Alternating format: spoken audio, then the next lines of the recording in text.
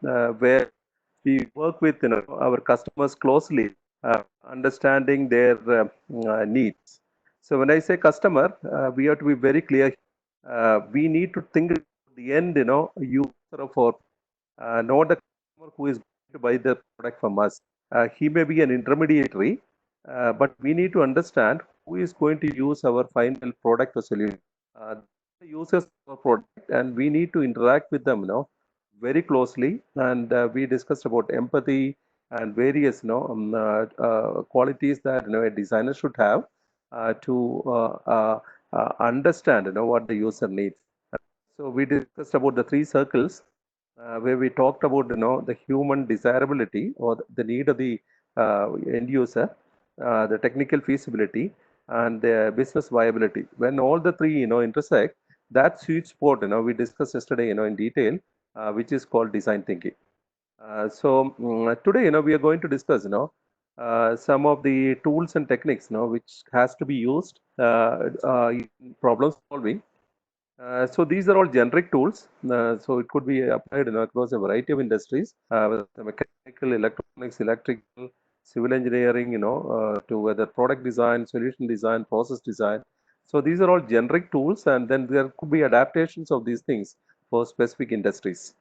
There are multiple tools to discuss today. So as we started yesterday, the 40 minutes, session where I'll be talking about taking you through, various tools, and then there will be 20 minutes now for Q&A, where we'll discuss, some of the doubts. And as I again, one more caution I wanted to give today, that these are topics, which are typically discussed on multiple days in workshop.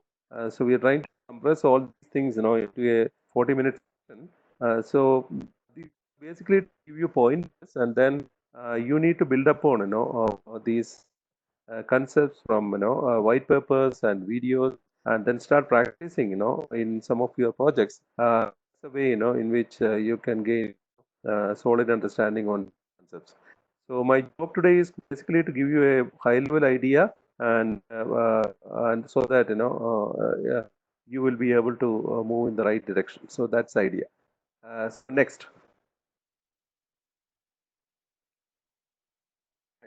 This is a very interesting diagram. This shows, yeah, this shows, why creativity is important. So you can look at that wheel, on the extreme left side, and how it is igniting, different thoughts from multiple, people, who are surrounding, that inventor. So the first thing, would be used, for, grinding, grains, which you have seen, in all the rural areas in our country. It could be used for, some hanging, things like that. It could be just wheel, for, some small vehicle, which could be used in the field and, things like that. And then the gentleman, is thinking, why not I use it as a seat? The same product, people are, imagining the various, use cases of this. This is what is, the scenario in many of, our design discussions. So I just wanted to say, creativity is the most important thing, which is needed now for designer. And when creativity, becomes action, it becomes an invention. So just creativity, will not, serve much purpose unless you convert it into, something, which is implemented. It will not be of any use. So that's when the invention happens. So we need to understand the difference between creativity and invention at the beginning itself. Next. Right. I think this is a busy slide, and this is some text taken from a PhD, a research paper by a gentleman who studied about creative, problem solving in engineering. So I given the reference of, that particular paper at the end, this presentation, which you should go through, because it's a detailed, study, because it's a PhD work, and this gentleman is from Israel, Tel Aviv University. So it, basically has done extensive research on, the engineering, problem solving space over the many years, how people have used, various tools and techniques, things like that. So This is a busy slide. Maybe I'll try touch upon the specific highlights here. As I started the call yesterday, the world is changing because of globalization, and then there are environmental challenges happening, and there are other events like pandemics that we are undergoing, and technology, a lot of technology changes are happening. Generations of mobile technology, for example, G 3G, 4G, and we are all people are already started working on 60. So there is technological change happening in the world. There are environmental changes, climate change, and all those things happening. There are pandemics happening in the world. Then customer needs change because the product that you designed yesterday cannot be used tomorrow because the customer preferences change when they move from one strata of the society to the next strata. They expect more features and things like that. So it's a rapidly changing environment. Engineers like us, designers like us, have to work in this sort of dynamic environment. So creativity is very much needed to identify opportunities and solve problems in a rapidly changing environment. Okay, and when we were kids, we were very creative. Everybody used to draw pictures and paint things, and they were able to make models. And we have seen yesterday, how people were able to make paper planes, which even top designers use in some of their experiments. They also make paper planes. But then as kids, when we were in the fourth standard or second standard, we used to fly many different types of planes through paper as prototypes, and we never knew, they were prototypes that time. We were all creative in those days, but as we progress through our, schooling system and college, and then, by the time we come into the profession, many times our creativity is gone, and then, when it comes to a design thinking, session, we can see, many of the people, struggling, in that room. But if you go to a what you call primary school, which I do, as part of some of the experiments I am doing in some of the rural villages, I can see a lot of creativity from even from the first standard, second standard, third standard, fourth standard students, because for them they are not shy of trying new things. So I'm able to see a lot of ideas coming from there. Whereas when I talk to engineering students, many times they are shy of giving ideas. So creativity is a very important thing. We have to be very careful. We have to nurture creativity, and then we have to sharpen the creativity. That's the only way we can solve real life real world challenges going forward. So engineers are expected to be creative, but most of them seldom are. I can vouch on this particular thing because I had been working in the industry for almost 35 years now. I had worked in multinationals, private, public, and all sort of environments, multiple generations I work with, and this is one of the major challenge I am seeing in the industry. You can see a small group of people, they are very highly creative, but then all the other people are just implementers. That's what you're seeing there. Companies employ very few highly creative engineers and inventors do the thinking while the others are occupied in routine engineering. That's because the our education system is not looking at creativity as one of the important trait to be developed in students. This is something which we as a system has to really think how to keep the creativity of students starting from primary school to secondary schools to colleges to engineering colleges. So if that pace is continued, then by the time they come into the industry, they will be highly creative and they can contribute, to the products and solutions, and things like that. Otherwise, more or less, what we are seeing in the industry today is this what do you call, the situation like, for example, I was in Philips, 3,000 member organization, Bangalore. You can see, some certain percentage, only involved in core design activities, and then most of the other engineers they are all working on implementing things like any other service industry. So think this so when they get empowered and they participate on more and more design activities, then the products and solutions of the company goes up, and it really makes a difference in the outside world. This is the case with every product company, every service company in our country, not only in our country, even abroad.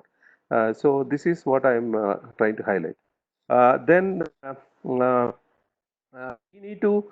So there is a real need for us to make some of these processes spread across the groups.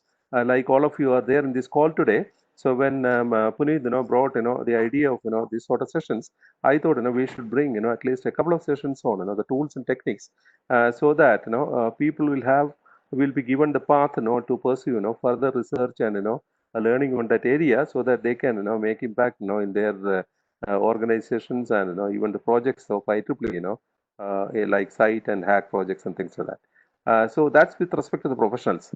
Again, if you look at the academia, many of the time, academia, we talked, it is theory and there are practical sessions.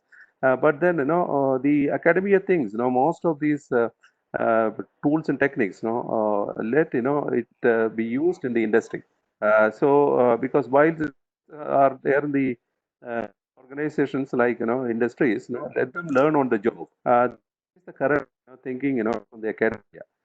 So uh, especially in the US, there have been attempts, to bring, some of these concepts even in the academia, so that when the students, go to the industry, they are ready to using these tools. So these, whatever I am talking about, is going to apply both for the professionals, who already entered the industry, and even the academy, especially for the faculties, to adopt, so that the students really get the skills required for problem solving using some of these tools. Next. There are a couple of people who are on the unmute this thing. Kindly, go to the mute mode. So these are some of the techniques, which we do in problem solving. So we can use problem solving, especially for developing new products. At the same time, now for looking at issues, a product is deployed in the field. Many times we take care of in product design, we get all requirements, everything, we build in the product, and then when you release to the field, while the product is performing into the field, we get a lot of issues from the field. So we need to think about how to solve the problems quickly when we get issues from the field. So that's also problem solving. And even, when you build a new product, it's a solution that customer or user is going to give you, and you have to make it into a solution. So a lot of problem solving is involved. So there are two areas problem solving is involved, as I told. In building a product, that time you use extensively problem solving technique. Second is, once your product or solution is in the field, when the user starts using, there could be various scenarios and circumstances where some of the areas will get exercised, some of the features will get exercised, and it will break. So those issues will get reported from the field, and then we should use tools and techniques to find out the root cause, and we have to fix those issues quickly. So compared to the first case, in the case of in the field scenario, the solutions need to come overnight. Because maybe a time, for example, if it's a telecommunication product, it could be carrying the internet traffic, millions of people around the world. So if an issue is reported, maybe within few minutes, issue need to get resolved. So then only we will be able to get the customer confidence. But whereas a new product, if there is a delay, it's not much problem, because in product design, it will be a couple of weeks or a month.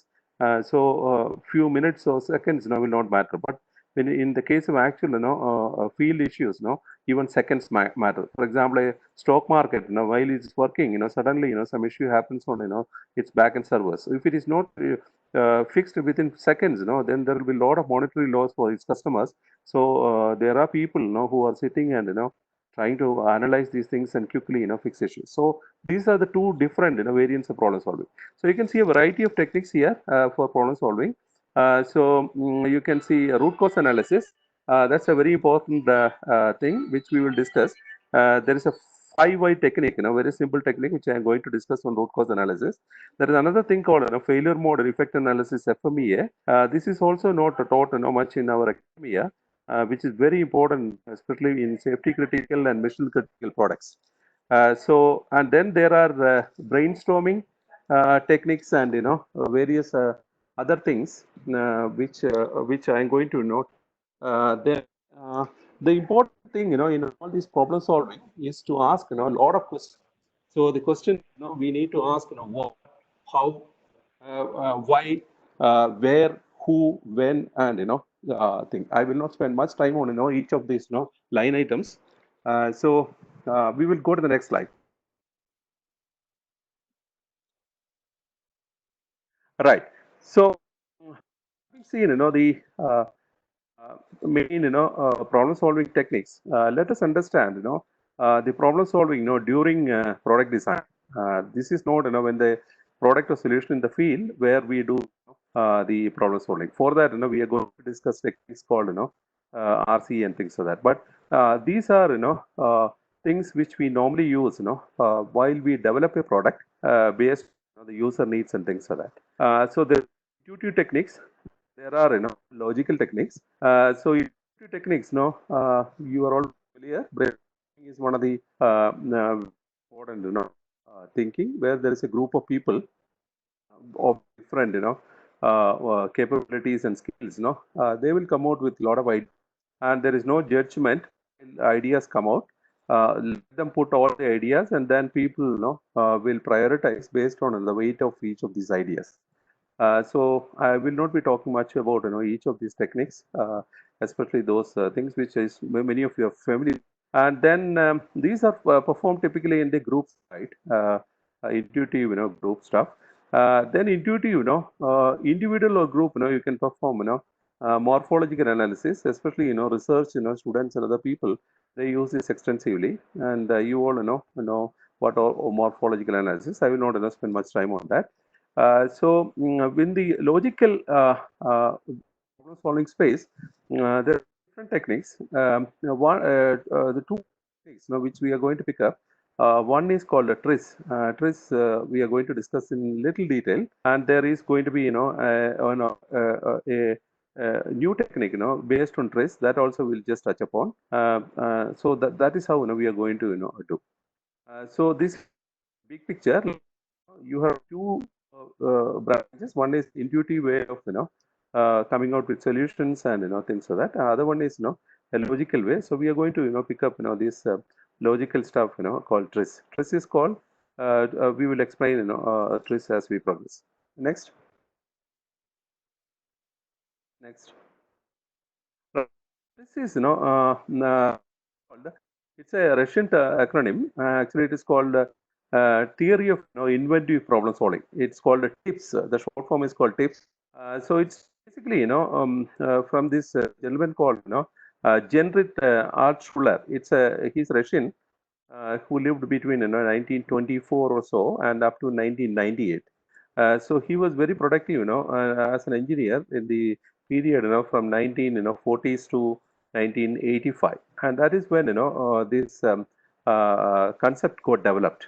He and his colleagues, did a lot of, research, and, they came out with a structured way, a step-by-step, way of, problem solving.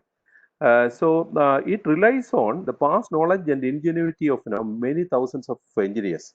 So what they did was, this gentleman, Altshuller, he analyzed, something like, 200,000 patents, and then, after analyzing these patents, he found that, there are a lot of patterns in these patents.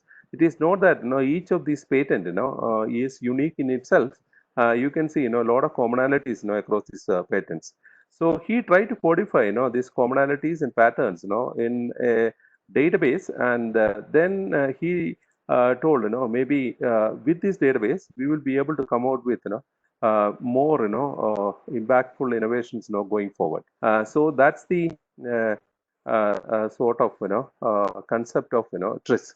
In fact, in today's world, people talk about, machine learning, where we train and then, we infer, from training. So you can see, a machine learning, sort of, approach had been there, with this world, for almost, 60, 70 years, where there are a lot of patterns, and that patterns are basically used for, predicting, future inventions and things like that. According to Altshuller, a design is creative when it resolves a conflict, but no through trade-off or compromise. So, for example, we will understand what is this trade-off or contradiction. For example, if I want to increase the strength of a metallic plate, what will happen is there is a contradiction that its weight will increase. That's not a real innovation. If we are able to increase the strength of something without compromising on other parameter, an innovation. Okay, so creativity. We can all do various things like just increase the strength by increasing the material or the thickness of the material, but then automatically its weight is going to increase.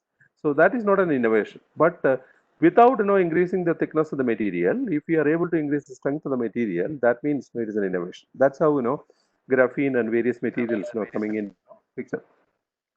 So, according to TRIZ, universal principles of creativity on the basis of the innovation. So he, this gentleman. So his work had been taken over by others subsequently, and there are modern versions of TRIZ, so improvements which happened on that. So we will go into what is this TRIZ in detail. Next. So this is the timeline. He was born in 1925 or 26, but then he was active between 45 and 98, and then he came up with this concept of contradictions, and then some basic principles, and then tools and techniques for doing this. And from 1984, there were different branches on TRIZ, which was taken over by different people, and they try to improve upon that. So we will today focus mainly on TRIZ. Next.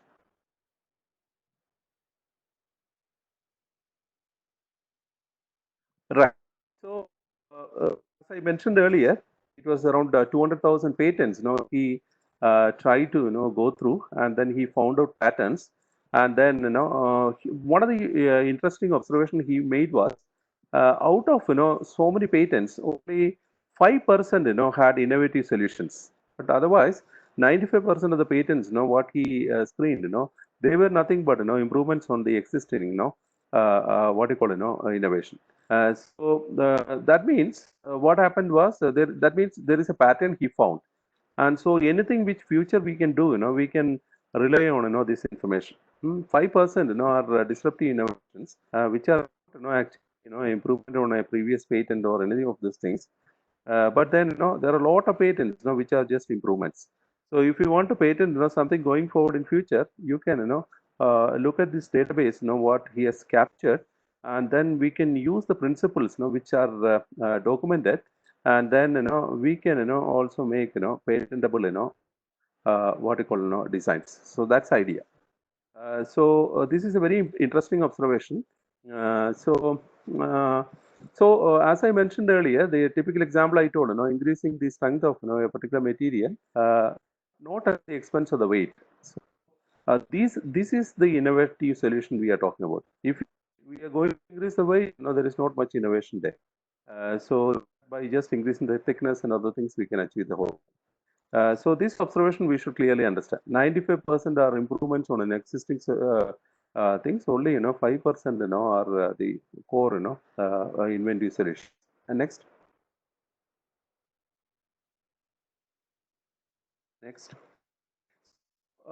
What TRIZ, the premise of TRIZ is like this. Normally, we have a specific problem, and we are going to come out with a specific solution. So without TRIZ, now what we do is we will do a trial and error method.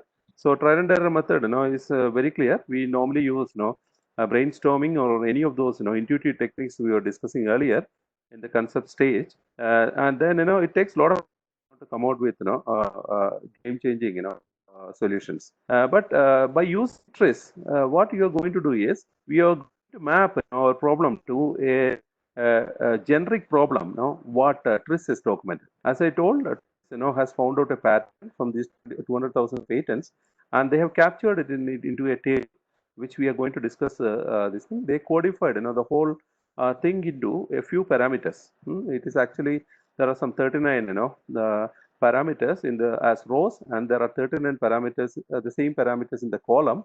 and then so it is like a matrix, and the intersection of this column and rows, there will be some numbers which will be there. That those are nothing but pointers to another table, which is some principles of TRIZ. So we'll understand how the table works. So so at this moment you take it like this. The TRIZ has already documented generic principles, and they also have documented the standard contradictions. So I really mentioned talked about contradiction in the case of that what you call plate, what you call increase the strength was the feature that we want to achieve, not at the expense of increasing the weight. So increasing the weight becomes the contradiction there. What we want to achieve is increasing the strength of the plate, but whereas the contradiction is it should not increase the weight of another plate. So we will get into the more details of that. So the first step is basically our problem now need to be mapped into a generic problem which is already documented by TRIZ, and then corresponding to a generic problem in TRIZ, there is already a mapping to a generic solution, and then from the generic solution we will pick up ideas, and then we will implement in our specific solution. So this is the arrow that you are seeing here. Okay. So in a way, we can say the TRIZ general problem and general solution, these are abstractions where it had been codified extensive research based on the patterns. And then every problem, specific problem that we are going to solve, they are unique, and then we are going to do a mapping. So we are the upward mapping happens in the problem space. Then after getting solution in the general space, we are again going to map to the specific solution, and then we will get quick solutions quickly instead of the earlier trial and error approach. We will be trying to do brainstorming and things like that. This is the transformation that TRIZ talks about. Next.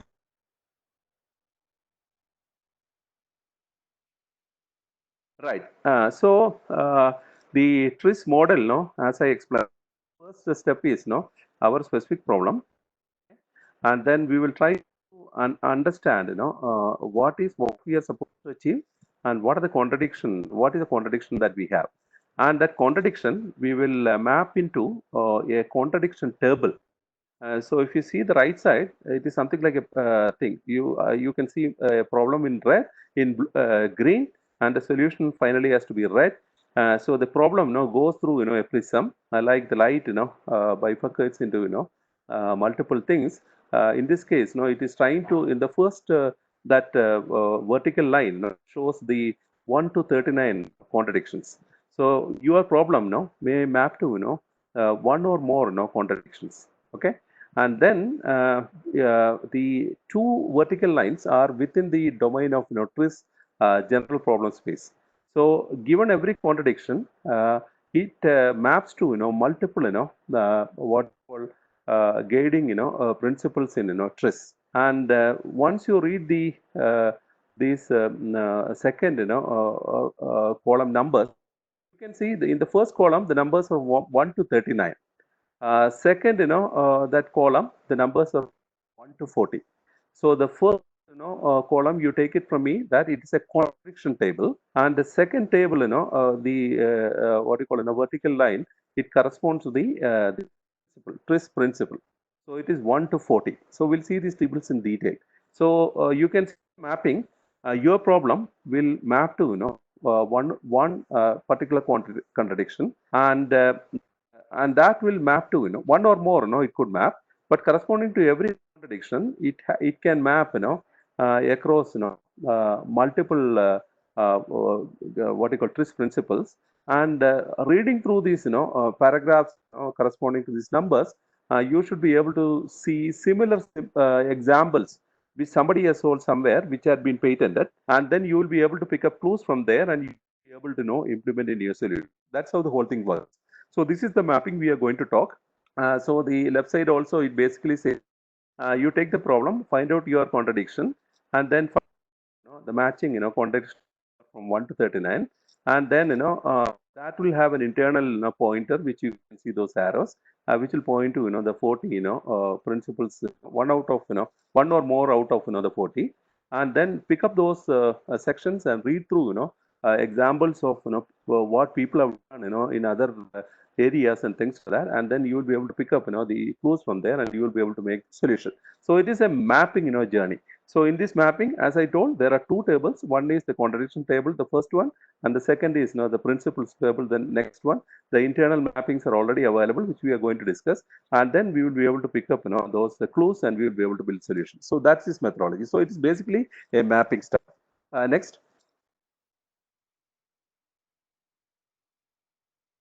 So this is one example of a contradiction.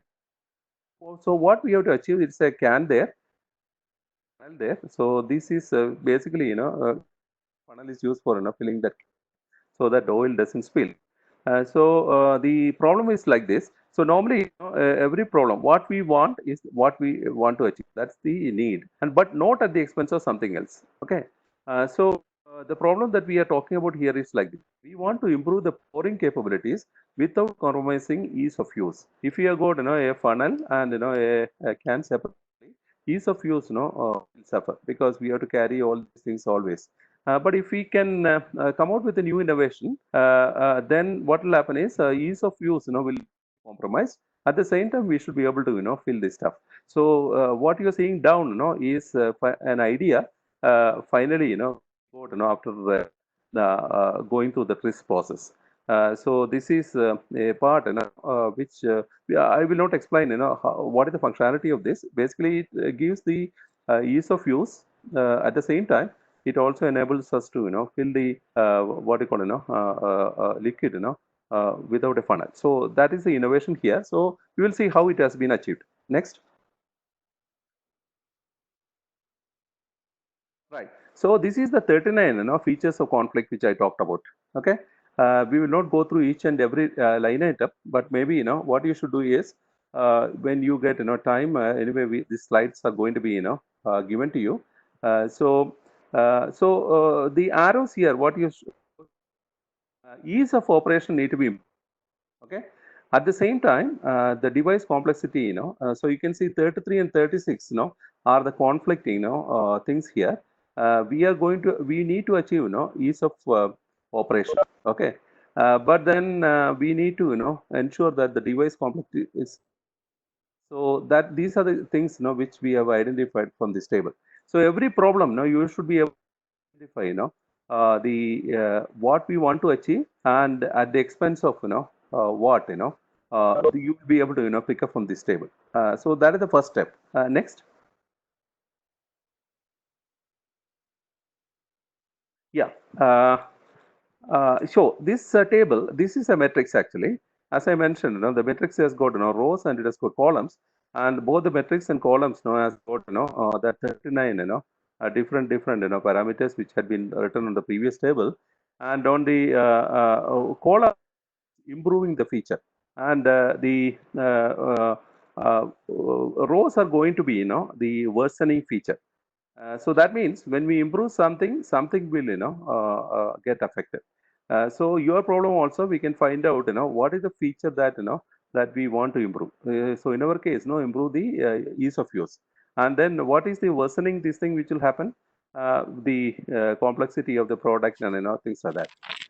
Because we cannot have a complex product. Uh, this thing. So finally, you will be able to find out, an intersection of rows and column, and there you can see a lot of numbers there. Okay, so these numbers are nothing but indexes to another table, which is nothing but the TRIZ principles, which we are going to discuss subsequently. So for the moment, so you can see these are like some hash tables. If you are familiar with the term, hash.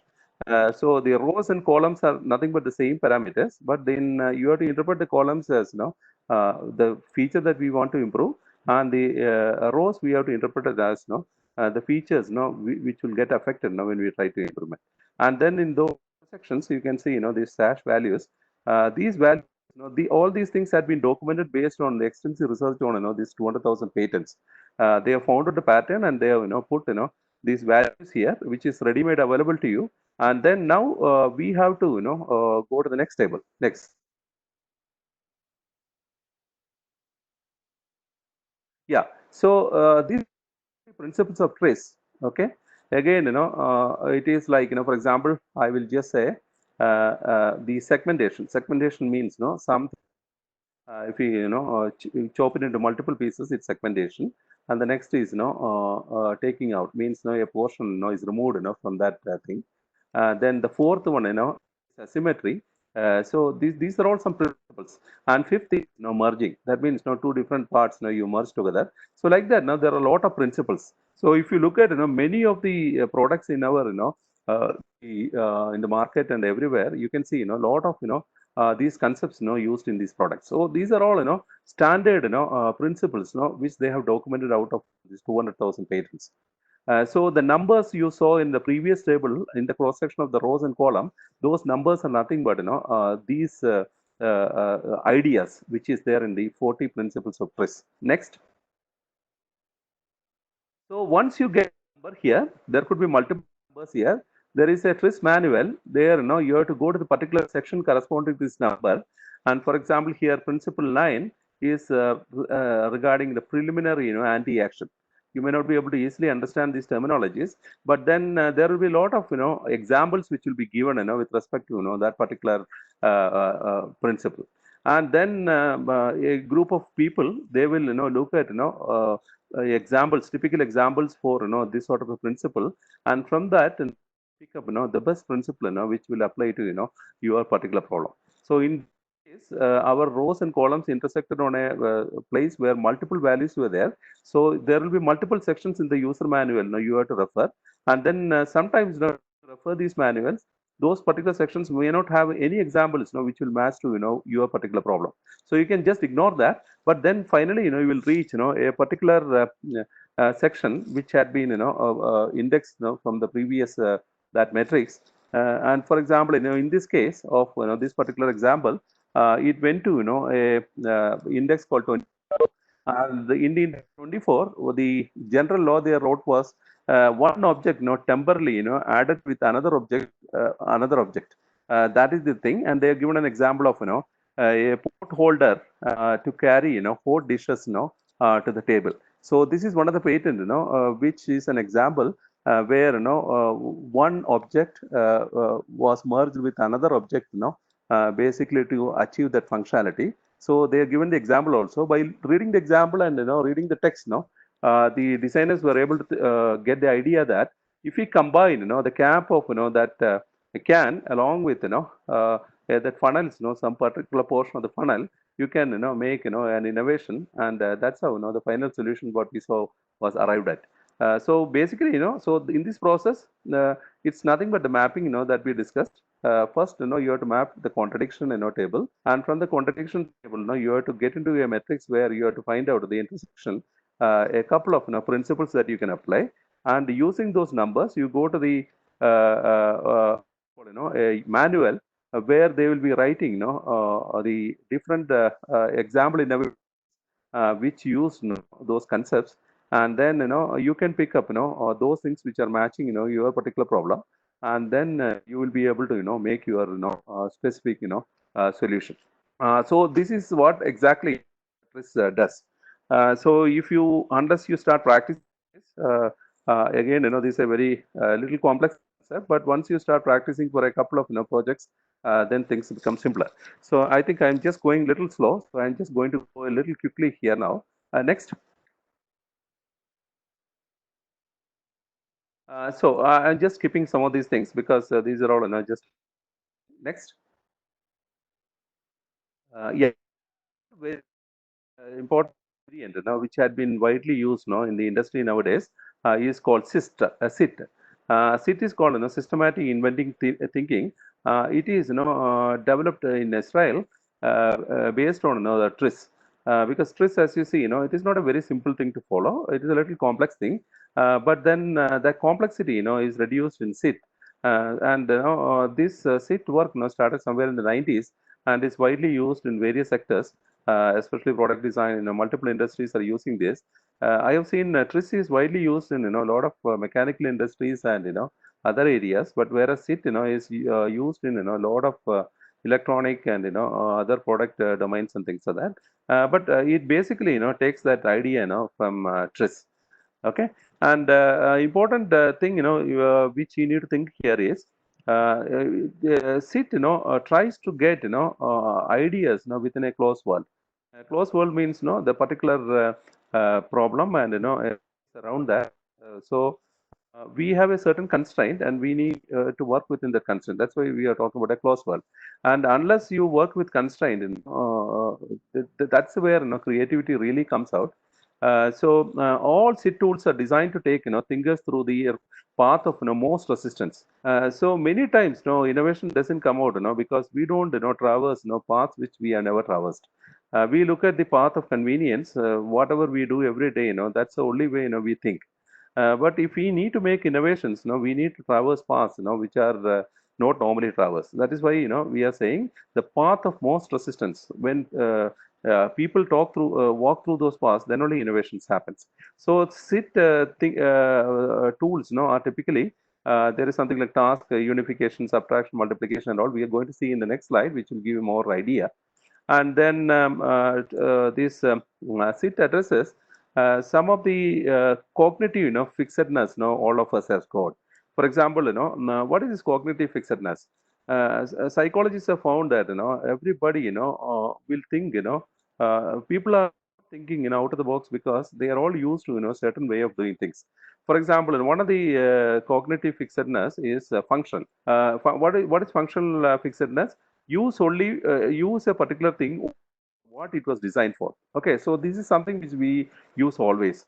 So this is like this. For example, we are all using washing machine. All of us use washing machine only for washing clothes. But if we go to Punjab, there are places in Punjab, where washing machines are used for this. So that's a different thinking, the thing. So here, that person who thought about, using a washing machine for making lassi, he has traversed, the path of, most resistance. But whereas, we always think, a washing machine can be used only for, washing clothes. But then there are structural, fixedness, unwilling to accept objects in another shape. Okay, because we always have got a preconceived notion that a particular product, a radio means a TV should look like this, a radio should look like this. So when we see a different, shape, we cannot, adjust to that. But designers, need just their mindset, anything, this thing. That's how, beautiful innovation come out. Then, interrelationship with object. We always have got, a mental block saying that, things are all connected like this. So when we detach from all these, inhibitions, then only, innovative things happen. So these are all the basis for SIT, and we will see, in a couple of products next. Uh, I think I some slides actually go early. I think maybe I deleted some slide. Yeah, this is a very important, slide. I'll spend some 5 minutes on this so that, you'll understand, the concept of SIT. So SIT, think the main concept in SIT is like this: function follows form. Okay, that means normally, we think of, a function and then, we talk about, the form. But here we are talking about, form, and then, we think given a form, what are all the functions, we realize with that. So you can see, different techniques here like subtraction. Look at, that gym equipment, you can see it's a bicycle where the one of the wheel is removed, it has been, converted into, a product which can be used for, like a cycle, for a different purpose. So this is methodology. The next is task unification. So you can see the next set of products. One is that the knife, that Swiss knife, and the other one is the fan, with the lamps there. So you can see multiple functions, put onto, one particular product, so that's called task unification. Division. You can see the other two products here. One is, the car stereo with its front panel, taken out, so which gives a lot of flexibility. Similarly, the AC, where these AC has been split into, the unit inside and the unit outside, so that's how split AC has come. So this is the concept of division. Multiplication, look at, the gillet blade, which everybody uses, for shaving. So you can see two blades there. So they multiplied, the number of, the same function, because of which, you get a clean shaving. Even if the first, blade, didn't remove a particular part of the hair, the next blade portion of the blade, will remove that whatever is remaining on your face. But then you can see a soap bar there, which is nothing but, the task unification, which basically, gets from lather to your face. But that is a technique of task unification. But otherwise, the two blades are nothing but, multiplication. And the next is, attribute, dependency. That means specs, if you use, that photochromatic, lenses, you can, make it as a cooling glass at the same time. When you are not in the sun, it will become like a normal glass. So looking at the changing the attributes, you can make, innovations. So this is that thinking, of, these seat, what we are talking about. Okay, next. So, so far, whatever we discussed, these are all problem-solving techniques, for developing, products, meeting, user needs, using innovative, thinking. So, RCA is so five whys are basically used, to find out, the root cause of things. So, whenever there is a problem, as I told, every problem is like an iceberg. We normally, only see this the tip of the iceberg, which is nothing but the symptom, and whatever portion of the iceberg, below the surface, that is actually, the root of the problem. So we need to dig, deep in the ocean and find out, how much is the depth of, this iceberg. That is called a root cause analysis. So five whys is a technique, to find out, the root cause of a problem. Next.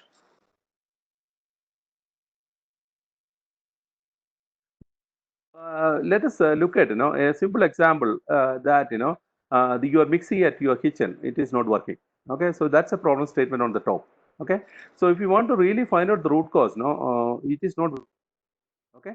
If you ask the first why, the answer will be the motor powering the mixer won't run. Okay.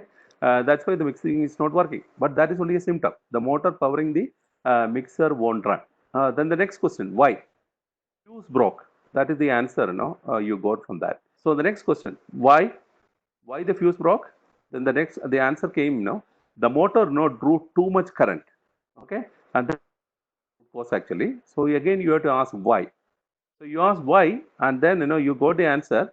The motor was overloaded. Okay, the motor, took more current because it was overloaded. All electrical engineers know once a motor is overloaded, mechanical, loading happens. Then the current will be high. But then that also, not the root cause. The next question, why, will tell the material being mixed had a higher weight than the design. As you all know, a mixie, a jar, every jar and, the motor, everything, is designed, for a specific, the weight of, the material and the hardness of the material and things like that. So if you put, anything, beyond the specification, then, a mixie will get loaded, and then all the other, things will happen one by one. This is how, five whys are asked, and you finally, found out, the root cause. So in this case, the solution is identify the proper weight limits, of the mixing load. So next time, when you use the mixing, you should be clear that, don't put, harder material or, put a weight, more than a certain this thing. So if it is there, then, you will have the same problem. So this is an example. So you may ask, how did you get, answer in the first five whys? This is some, based on, lot of, trials. They have found out, five is an optimal number. If you are a very good engineer, within a couple of, whys, you can, get, the answer to the root cause. I have seen, very expert people within the first why itself, they will be able to find out the answer. But then there are people, who will ask, 15 or 20 whys, and still, they will not be able to find out the answer. But if you practice five whys, effectively, the normal average, is that within five whys, you should be able to find out the root cause of problems. Next. Right. Diagram now, which I wanted to show. This is called, fishbone diagram or Ishikava diagram. It is like the of a fish, where the right side is the effect and the left side is, causes. There could be multiple causes, for a particular effect, and then, you can have different branches. In a complex system, there could be, many causes, for a particular effect. So this is a standard technique. You can have branches, sub branches, and things like that, and then you can keep asking on for each cause. You can keep asking five ways, five times, and you can find out the root cause there. So you can find out all the root causes, and then, you will for a particular effect, and then you can solve this. So this is a very interesting chart which is used in the industry, basically for, cause and effect. So every sub branch, that is where, you can apply five ways. Next.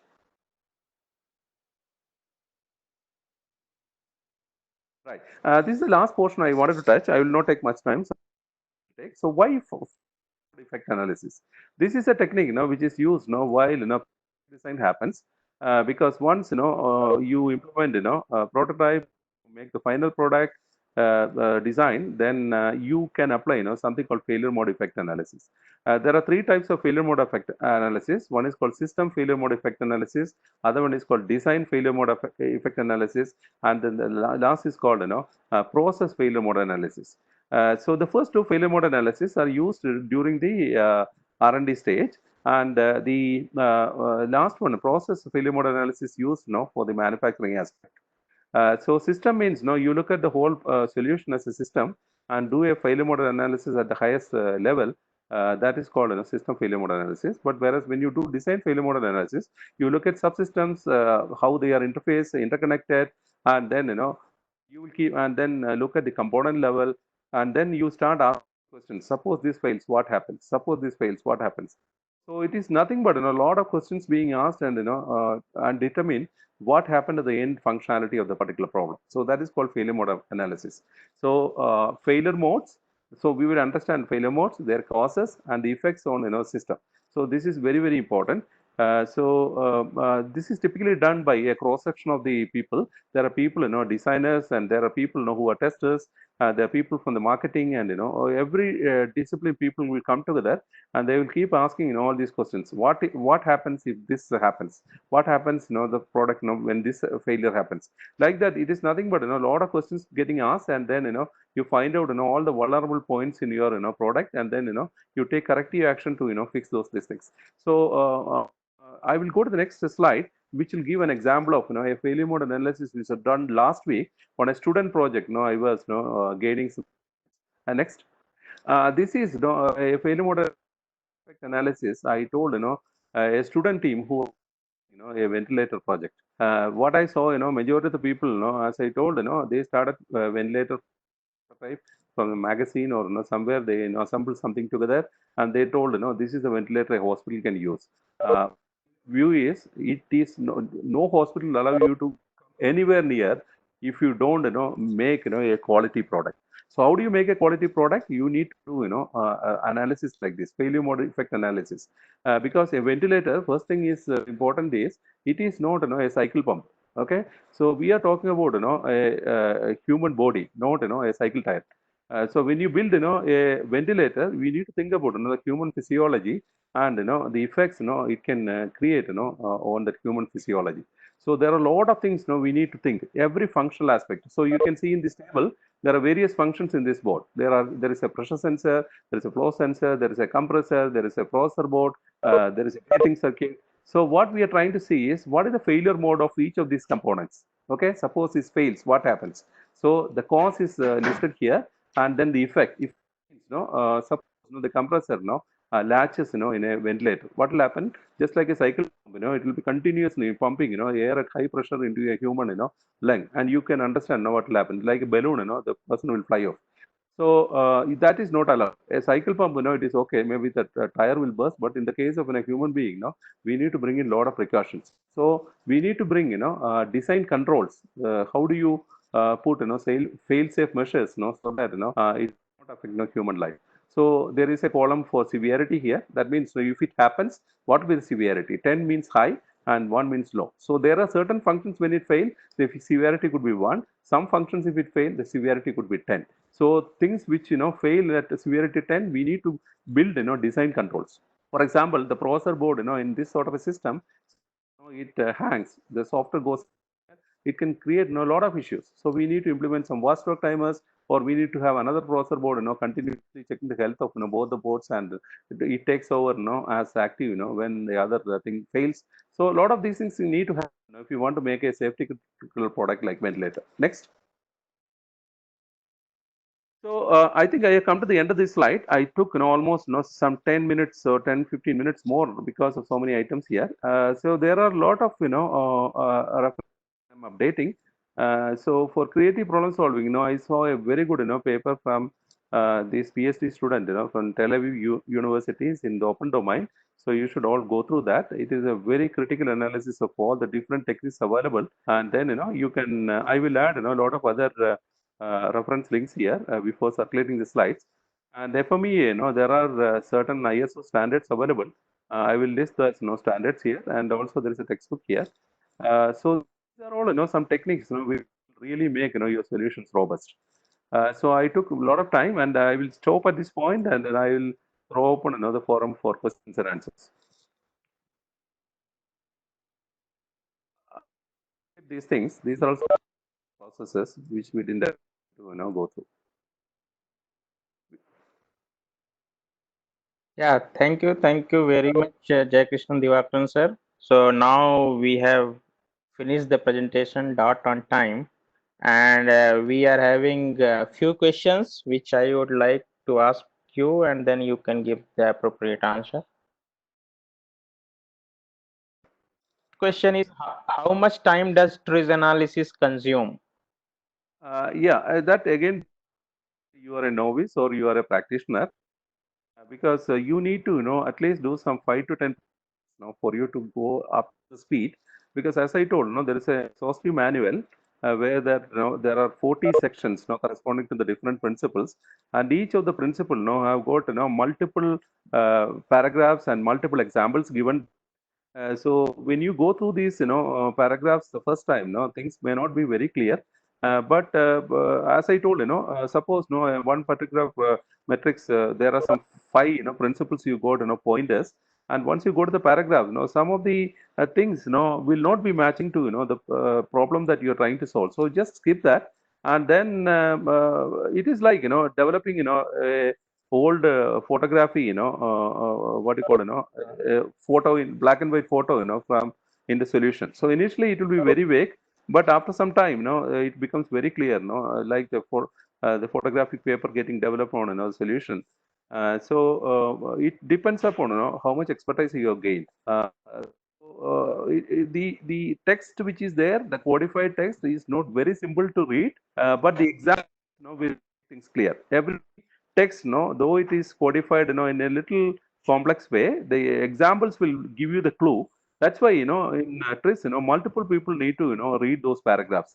And because even if you didn't understand, maybe your colleague with a different perspective to make meaning out of that. So what you're getting from those paragraphs are nothing but clues, which you can implement, in your solution, and so you will get, very interesting ideas there.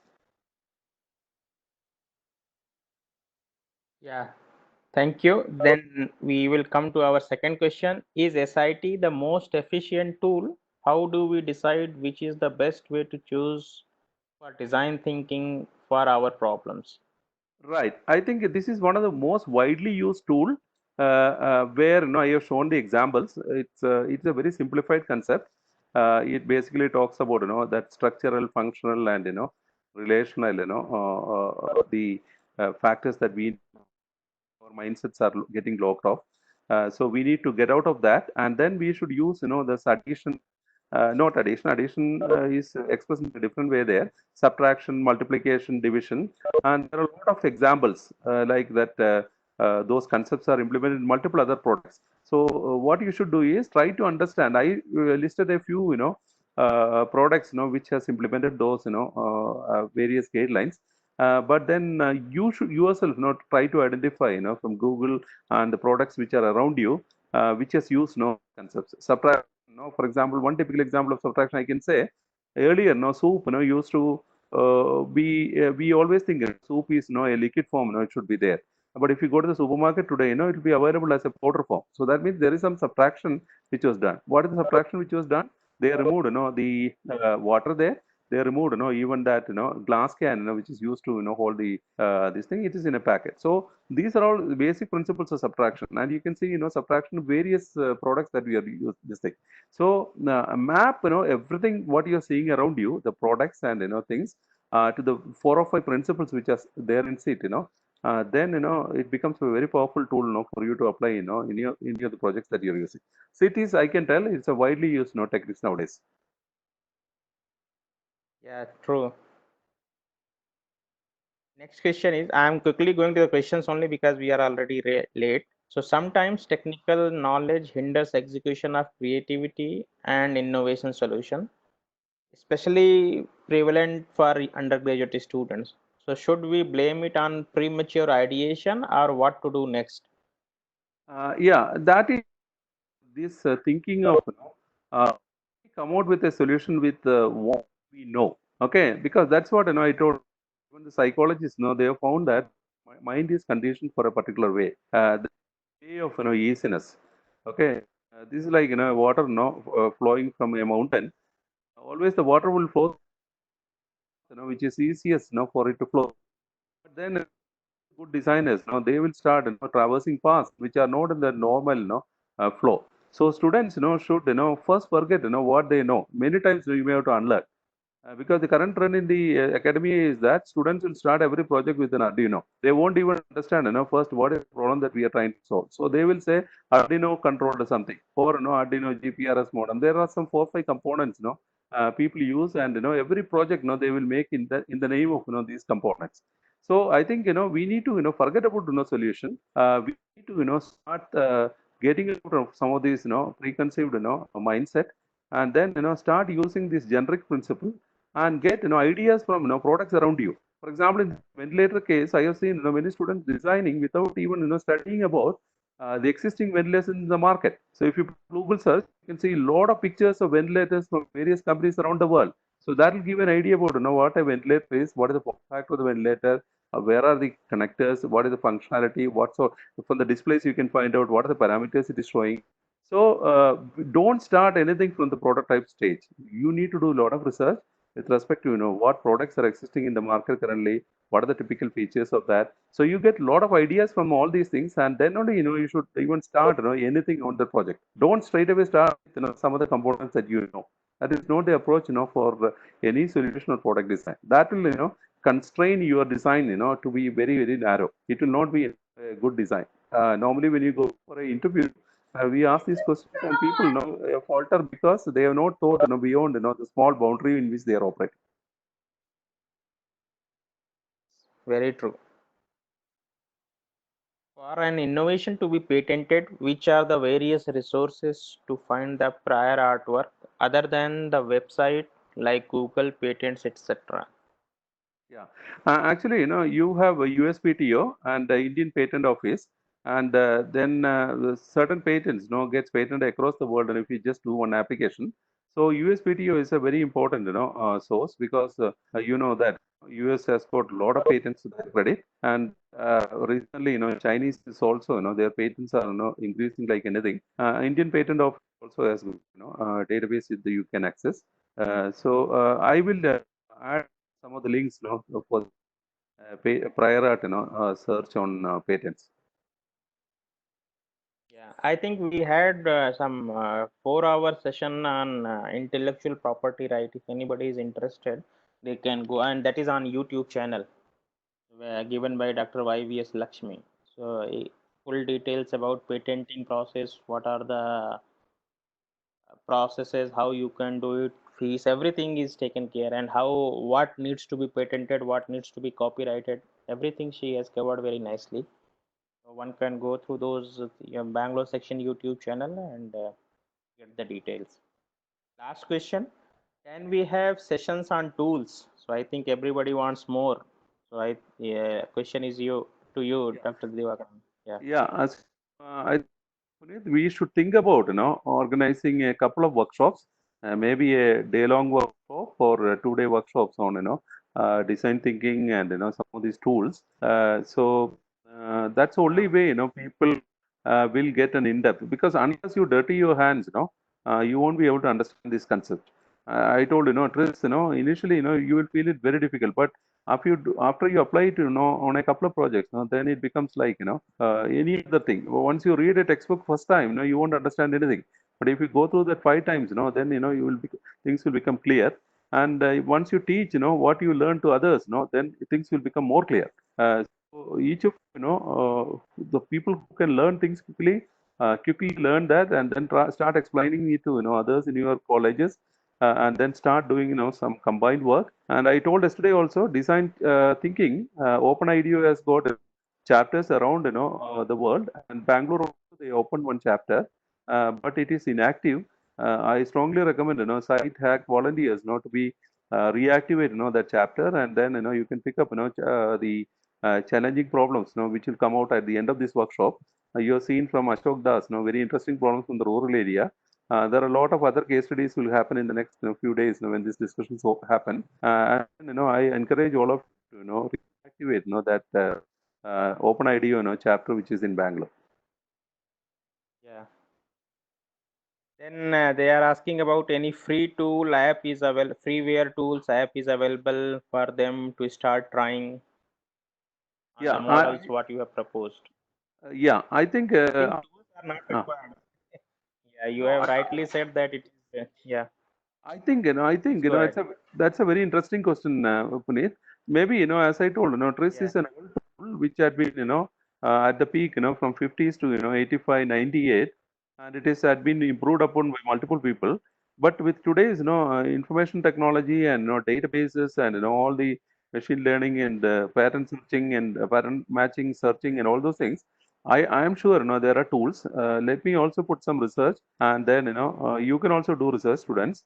There should be tools, because what I told is a manual process. You trying to open the manual and trying to find out whether it is matching and things like that. But I think there could be automation which is already happened on that, or that could be a project for some Indian universities to pick up. How do you automate TRIZ based on all the database which is available? That's a very interesting project, so that it can be adopted quickly. yeah. And then everybody is asking about downloading the PPTs. So just I wanted to convey that we will be sending links of PPTs to all the registered participants. We are awaiting to consolidate all the presentations. Once all the sessions are over, we will be sending you a link where you can download all the PPTs. Okay. So Right. thank you very much, sir. Thank you very much for very, very informative and excellent session on design thinking, and then how the concept of 5 why. All those things are very, very important as far as industry is concerned. But you have nicely given examples also, and that's why I am seeing a lot of positive feedback coming from the participants. They all are thanking you, and they all want to learn more from you in the form of session and anything. We will see that if we can do a day long design thinking workshop. But as everybody knows that due to lockdown we cannot have any face to face event, so that's why we are doing a kind of a virtual session. And in virtual session what we have seen that people will lose interest more after 1 hour, so that's why we are keeping this a 10 days series. Otherwise initially we planned that we will finish in 2 or 3 days, but there is a lot of feedback. People cannot concentrate, especially in the virtual sessions, more than 1 hour. And we are seeing also, that's why there is a lot of participation also. Every day we are seeing not more than 75 to 80 people are joining us. That is a good participation. Because of this timings, it is just 1 hour sufficient, and we will see in future if we can do a face-to-face design thinking workshop. Thank you very much for all your feedback, and I would also like to thank on behalf of IEEE Bangalore section to Jayakrishnan Divakara sir for taking up this initiative. At the end, again, I will tell that these are the curtain raiser events for our IEEE Bangalore Humanitarian Technology Conference. We are giving you just, we are igniting your mind so that you can start. There should be a thought process in your mind how using these models and technologies you can solve social problem. When I'm talking about, it need not be very, very huge problem. You can solve a very, very simple problem which you are facing in your day to day activities, and which you are seeing that people around you are always facing, but they don't have any solutions. If you can come up with those kind of ideas, our effort in doing such kind of webinars, efforts, and conference will be fructified. Thank you, one and all. Yeah, Thank Krishna you. sir, if you want to add anything, you can just add. Yeah, only as I told, look around, or look around, you can see a lot of ideas, because every product, that you are seeing in your home or public space, has implemented one or more of these techniques. So instead of starting on a ground up work in the beginning, try to understand concepts getting used in every product, starting from the gillette blade that you are using for shaving, where they have implemented multiple techniques, what I showed in SEAT, to every product. Now see how this product is product 10 years back. So they have implemented some of these features. So you need to observe things around you. That's the most important thing needed for a designer. So everybody can become a designer. You need not be a painter or you need not be a sketcher. If you can look at the world through a new perspective, then you will become a thinker. So I'll just stop at that point. Yeah, thank you very much. So I request all of you to leave the webinar, and we will meet again tomorrow at 6 p.m. with a very, very relevant topic from Dr. Farooq Mistry. So see you tomorrow. Till then, bye bye. Good night. Thank you. Bye bye.